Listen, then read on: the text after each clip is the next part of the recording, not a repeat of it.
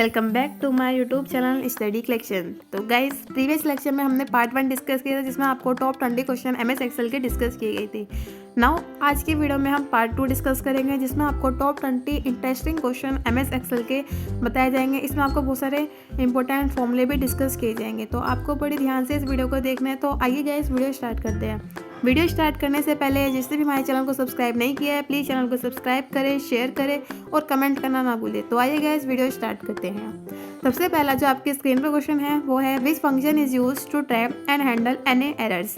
यानी वो कौन सा फंक्शन है जिससे आप मतलब एनी जो एरर्स आती है, जैसे आपने कोई फॉर्मूला थोड़ा सा मिस्टेक किया तो वहाँ पे आपको एनी एरर शो होते हैं, तो उस एन एरर को आप किस तरीके से हैंडल कर सकते हो।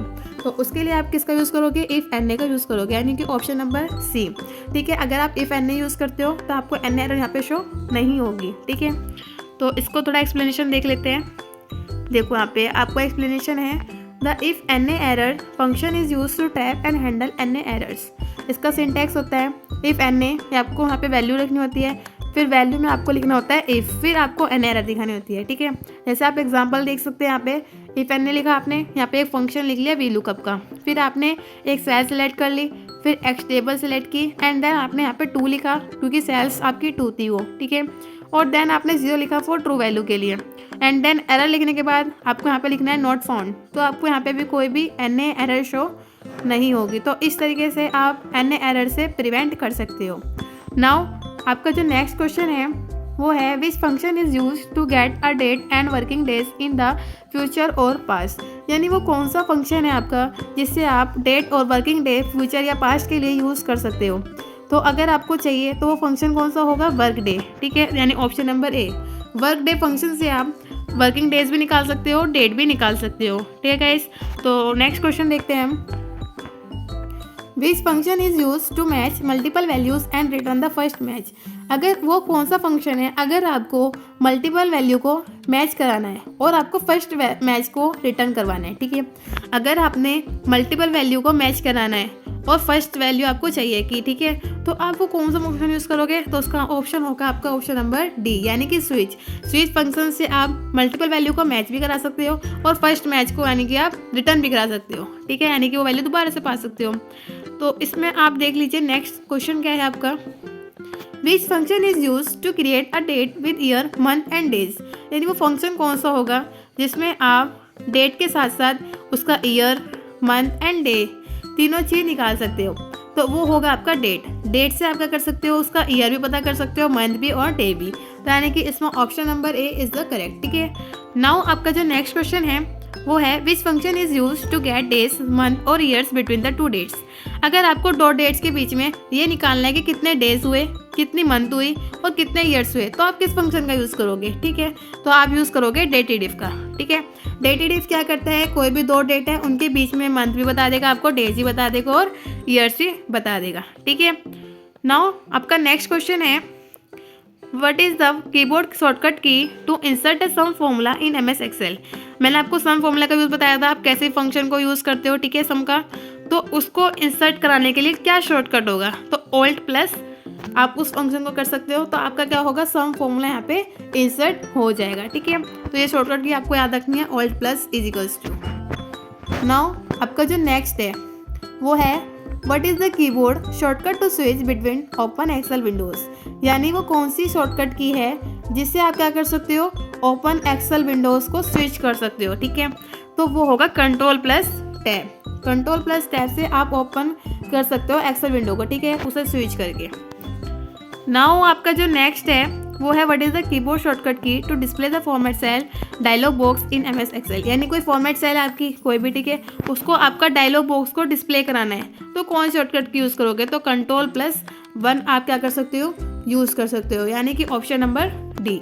What is the keyboard shortcut to copy the value from the cell above the active cell into the cell or the formula bar in MS Excel. यानी वो कौन सी शॉर्टकट की होगी जिससे आप किसी वैल्यू को कॉपी कर सकते हो सेल से। ठीक है, कोई भी एक्टिव सेल से, ऐसा नहीं है कि कोई ऐसी रैंडमली सेल जो एक्टिव भी हो।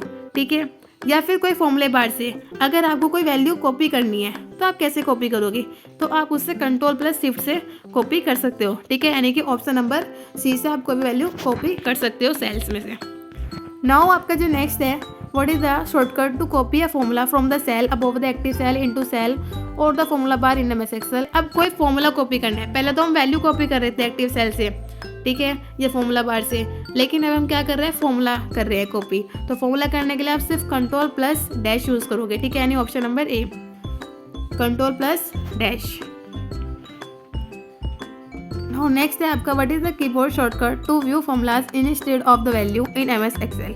यानी कि अगर आपको कोई फॉर्मूला देखना है, ठीक है, वैल्यू के साथ, तो आप कौन सी शॉर्टकट की का यूज़ करोगे, तो कंट्रोल प्लस इस सिंबल का यूज़ करोगे तो आपको क्या मिल जाएगा, फॉर्मूला शो हो जाएगा, ठीक है, कि आपने कौन सा फॉर्मूला यूज़ किया है उस वैल्यू के साथ, यानी कि ऑप्शन नंबर ए, ठीक है। नाउ नेक्स्ट है आपका which symbol is use to specify the fix column और रोज इन द फॉर्मूला। यानी वो कौन सा सिंबल है जिससे आप कॉलम और रोज को फिक्स कर सकते हो, तो वो होगा आपका डॉलर। ये मैंने आपको प्रीवियस लेक्चर में बताया था, जिसमें आपको ट्रिक ही बताया था मैंने कि अगर आपको फ्रीज करना होता है तो आप F5 और FN की का यूज़ कर सकते हो फ्रीज करने के लिए, ठीक है। तो वहाँ पे डॉलर का साइन बना होता है, तो ये आपको याद रखना है, सिंबल होता है डॉलर फिक्स करने के लिए, तो option number C. Now next है आपका the currently selected cell address is displays in. यानी जो अब आपकी सिलेक्टेड सेल है उसका आपको एड्रेस को डिस्प्ले कराना है, तो आप किससे कराओगे, उसके नेम बॉक्स से, यानी कि option number A. Now next है which programming language is use to write a macros in MS Excel. यानी वो कौन सी प्रोग्रामिंग लैंग्वेज है जिससे आप मैक्रो को यूज़ कर सकते हो एमएस एक्सेल में, ठीक है, लिखने के लिए। मैक्रो क्या होता है, जैसे हमने कोई सिंबल यूज़ किया और आपको ये सिंबल को बार बार यूज़ करना है, ठीक है, लेकिन आप बार बार करने से बचना चाहते हो तो आप मैक्रोस का यूज़ कर सकते हो, एक तरह का रिकॉर्डिंग होता है, ठीक है। उसके लिए आपको फिर शॉर्टकट की भी देनी होती है, तो इसकी भी हम वीडियो आपको लाएंगे, तब आपने देखना कि कैसे हम मैक्रोस को यूज़ करते हैं। तो फिलहाल आपको याद रखना है कि कौन सी प्रोग्रामिंग लैंग्वेज होगी, वो होगी आपकी विजुअल बेसिक, ठीक है, ऑप्शन नंबर डी।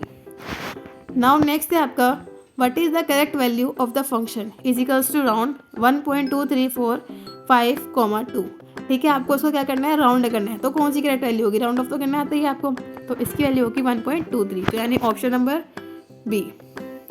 यहाँ पे थोड़ा मिस्टेक हो रहा है, 1 पॉइंट आएगा यहाँ पे, ठीक है, तो 1.23।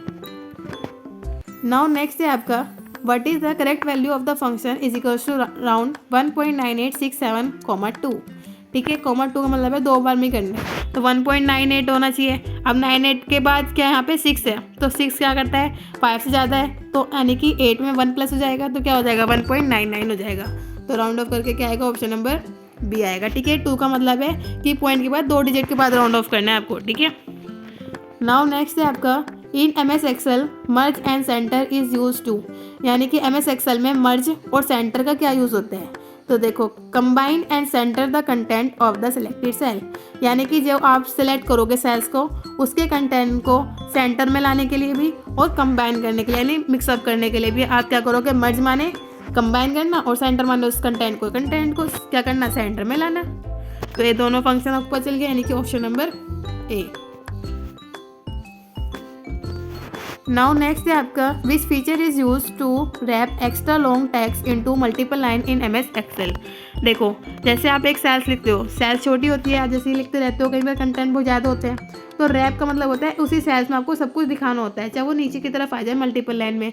तो कौन सा फीचर यूज़ करोगे, वर्ड रैप का यूज़ करोगे या फिर रैप टेक्स्ट का यूज़ करोगे, या लेटर रैप का यूज़ करोगे या टेक्स्ट रैप का। तो आप यहाँ पे यूज़ करोगे रैप टेक्स्ट का, ठीक है। ये एमएस एक्सेल में आपको ऑप्शन मिल जाएगा रैप टेक्स्ट का। इससे आप क्या कर सकते हो, अपने जितना भी लंबा सेंटेंस है आपको उसे मल्टीपल लाइन में आप शो कर सकते हो, वो हाइड नहीं होगा, ठीक है। रैप टेक्स्ट का काम होता है ये कि उससे टेक्स्ट को रैप करना। नाउ नेक्स्ट है which keyboard shortcut key is use to apply wrap text on the selected text. यानी वो कौन सी शॉर्टकट की है जब आपको रैप टेक्स्ट को उस सिलेक्टेड टेक्स्ट में अप्लाई करना है। अभी तो आपने पता चला कि रैप टेक्स्ट का काम क्या होता है, जब कोई लॉन्ग टेक्स्ट होता है और आपको उसे मल्टीपल लाइन में शो करना होता है, मतलब आपको उसे हाइड नहीं करना, आपको शो करना है उसी में, तो आप क्या करते हो, रैप टेक्स्ट का यूज़ करते हो। तो उसकी शॉर्टकट की क्या होगी, तो इसकी शॉर्टकट की होगी Alt+H+W, ठीक है। वेरी इंपॉर्टेंट क्वेश्चन है, याद रखना है, Alt+H+W। नाउ आज की वीडियो का लास्ट क्वेश्चन है आपका which feature is use to rotate the text diagonally or vertically of the selected cell in MS Excel. वो कौन सा फीचर होगा जब आपको अपने टेक्स्ट को डायगनली आपको डायगनली तो पता ही होगा, यानी कि इस तरीके से, और वर्टिकली, ठीक है, यानी कि इस तरीके से। अगर आपको अपने टेक्स्ट को रोटेट करवाना है तो आप कौन सा फीचर यूज़ करोगे? तो सीधी सी बात, आप ओरिएंटेशन यूज़ करोगे, ठीक है। तो यानी कि ऑप्शन नंबर क्या होगा आपका? ए। तो आई होप गाइस आपको वीडियो बहुत अच्छी लगी होगी। प्लीज़ वीडियो को लाइक करें, चैनल को सब्सक्राइब करें और शेयर करना ना भूलें। तो मिलते हैं गाइस नेक्स्ट वीडियो में।